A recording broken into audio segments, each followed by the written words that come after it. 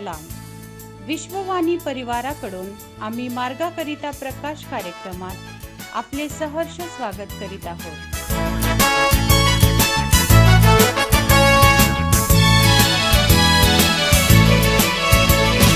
तो दिवस येईल, चकचकीत होईल, तो दिवस येईल, नेत्र येशूला पाहतील.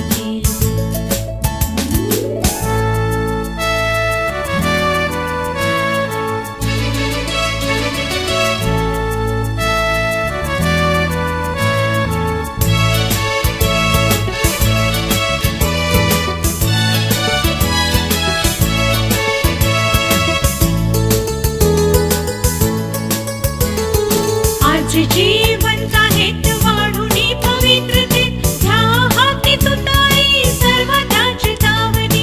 आज जीवंत आहेत वाढुनी पवित्रतेत, ह्या हाती तुताई सर्व त्याची तावनी.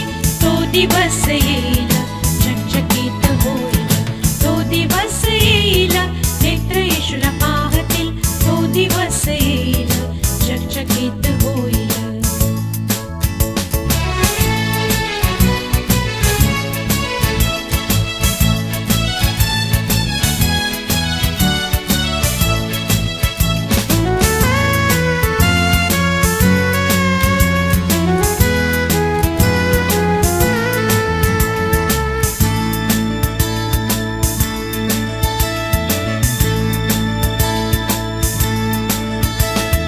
आज जे जिवंत आहेत राहा खिंडीत उभे, पापात नाश होत आहे त्यांना वाचवा तुम्ही.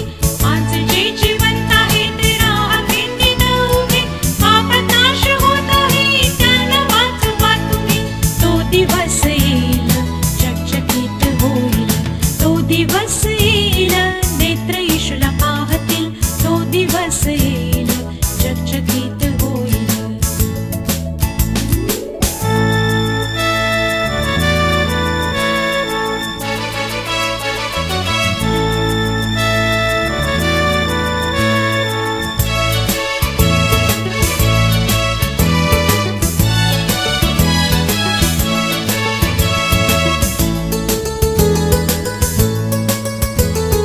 आज जे जिवंत आहेत उघडे द्वार हे पहा, रात्र येण्या अगोदर.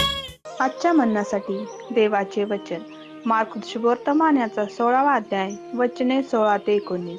मार्क शुभवर्तमान याचा 16वा अध्याय वचने 16 ते 19. जो विश्वास धरितो व बाप्तिस्मा घेतो त्याचे तारण होईल. जो विश्वास धरीत नाही तो शिक्षेस पात्र ठरेल. आणि विश्वास धरणाऱ्यांबरोबर ही चिन्हे असत जातील. ते माझ्या नावाने भूते काढतील, नव्या नव्या भाषा बोलतील, सर्प उचलतील व कोणताही प्राणघातक पदार्थ प्याले तरी तो त्यांना मुळीच बाधणार नाही. त्यांनी दुखनाईतांवर हात ठेवले तर ते बरे होतील. याप्रमाणे त्यांच्याबरोबर बोलल्यानंतर प्रभू येशू वर स्वर्गात घेतला गेला आणि तो देवाच्या उजवीकडे बसला. देवबाप वाचलेले वचन आपणा सर्वांसाठी आशीर्वादित करो. प्रभू येशू ख्रिस्ताच्या पवित्र नावात सलाम. आपण आजच्या सकाळी मार्क शुभवर्तमान याचा 16वा अध्याय आणि त्याची 16 ते 19 वचन वाचली. पुनरुत्थान झाल्यानंतर येशू ख्रिस्त हा शिष्यांबरोबर बोलत आहे आणि काही महत्वाच्या गोष्टी प्रभू येशू ख्रिस्त त्याच्या शिष्यांना सांगत आहे.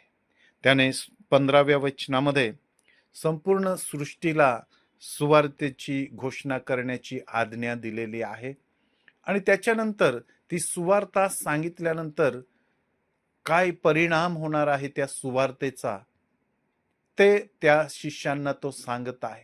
तुम्ही ज्यावेळेस सुवार्तेची घोषणा कराल त्यावेळेस लोक प्रभू येशू ख्रिस्तावर विश्वास ठेवतील आणि दुसरी गोष्ट बाप्तिस्मा घेतील. सुवार्ता सांगण्याचा हेतू हा आहे की सुवार्ता सांगितल्यामुळे लोक ख्रिस्तावर विश्वास धरतील, बाप्तिस्मा घेतील आणि त्यांचं तारण होईल. मनुष्याच्या तारणासाठी सुवार्ता सांगणं खूप महत्वाचं आहे. कारण जोपर्यंत सुवार्ता सांगितली जाणार नाही तोपर्यंत विश्वास ठेवला जाणार नाही. म्हणून संत पौल रोमकरास पत्र ह्याचा 10वा अध्याय आणि त्याच्या 13व्या वचनापासून काही गोष्टी सांगतो आणि तो म्हणतो की त्यांनी ऐकले नाही तर ते विश्वास कसा ठेवतील. होय माझ्या प्रियांनो, जर सुवार्ता सांगितली गेली नाही तर लोक विश्वास धरणार नाही आणि त्यांनी विश्वास ठेवला नाही तर ते बाप्तिस्मा घेणार नाही आणि बाप्तिस्मा घेतला नाही तर तारण नाही. आणि म्हणून परमेश्वराने जी कृपा त्याच्या पुत्राच्या द्वारे आपल्यावर केलेली आहे, ती कृपा, ते तारण आपण विदित करावं, त्या तारणाची आपण प्रतिदिनी घोषणा करावी. संत पौल इफिस्करास पत्र याचा 2रा अध्याय आणि 7व्या-8व्या वचनामध्ये म्हणतो की कृपेनेच विश्वासाच्या द्वारे आपलं तारण होतं. आणि या ठिकाणी येशू ख्रिस्त स्वतः तेच सांगत आहे की जो कोणी विश्वास धरतो, बाप्तिस्मा घेतो, त्याचं तारण होतं. आणि जो विश्वास धरत नाही तो शिक्षेस पात्र आहे. कोण शिक्षेस पात्र आहे? ज्याचं तारण झालेलं नाही. का? कारण त्याने येशू ख्रिस्तावर विश्वास ठेवला नाही, त्याला तारणारा म्हणून स्वीकारलं नाही, म्हणून तो शिक्षेस पात्र आहे. आणि ज्याचं तारण होतं तो कोणत्या प्रकारचं कार्य करेल हे या पवित्र वचनांमध्ये प्रभू येशू ख्रिस्ताने सांगितलेलं आहे. आणि ते अनेक चिन्ह करतील ना, माझ्या नावाने भूते काढतील, नवनव्या भाषा बोलतील आणि पुष्कळ गोष्टी त्याने सांगितल्या. आणि त्याच्यानंतर तो स्वर्गामध्ये घेतला जात असताना आपण पाहतो की तो देवाच्या उजवीकडे बसलेला त्या ठिकाणी आपल्याला दिसत आहे. माझ्या प्रियांनो, तो स्वर्गामध्ये जाण्याच्या आधी त्याला जे अधिकार परमेश्वराने दिले ना, त्या अधिकारांची घोषणा त्याने केली की तुम्ही ती घोषणा करा, ती सुवार्ता तुम्ही सांगा, त्या स्वर्गीय राज्याविषयी तुम्ही सांगा आणि लोक त्यावर विश्वास ठेवतील, बाप्तिस्मा घेतील आणि त्यांचं तारण होईल. आणि ह्या सर्व गोष्टी सांगून तो स्वर्गामध्ये घेतला गेला. आणि ते कार्य माझ्या प्रियांनो त्याने मला आणि तुम्हाला दिलेलं आहे. आणि या दिवसांमध्ये ती सुवार्ता आपण इतरांना सांगू. परमेश्वर ही वचनं आपणासाठी आशीर्वादित करू. आपण प्रार्थना करूया. स्वर्गीय पित्या, तुझी स्तुती करतो, तुला धन्यवाद देतो. खरोखर कोणाचाही नाश होऊ नये तर सर्वांचं तारण व्हावं ही तुझी इच्छा आहे. आणि म्हणून आम्ही तारणाची घोषणा प्रतिदिनी करावी, यासाठी तो आम्हास पवित्र आत्म्याच्या द्वारे मार्गदर्शन कर.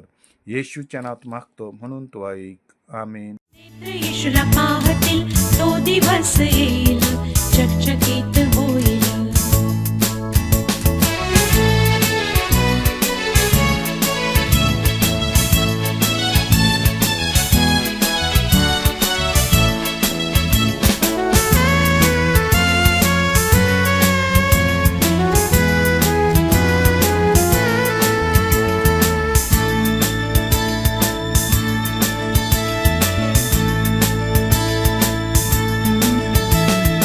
आज जे जिवंत आहेत आत्मेची कोणी घ्या, जेव्हा तो दिवस येईल तारस मन चमकाल. आज जे जिवंत आहेत आत्मेची कोणी घ्या, जेव्हा तो दिवस येईल तारस मन चमकाल. तो दिवस येईल, चकचकीत होईल. तो दिवस येईल, नेत्र येशूला पाहतील. तो दिवस येईल, चकचकीत होईल. त्याप्रमाणे तुमचा प्रकाश लोकांसमोर असा पडू द्या की त्यांनी तुमची सत्कर्मे पाहून तुमच्या स्वर्गातील पित्याचे गौरव करावे. आपल्या प्रार्थना विनंत्या कोणत्याही वेळेस विश्ववाणी प्रार्थना केंद्राला टोल फ्री नंबरद्वारे कळवू शकता. आमचा टोल फ्री नंबर 1-800-2700-333. आम्ही आपणासाठी या नंबरवर प्रार्थना करण्यास उपलब्ध आहोत. धन्यवाद.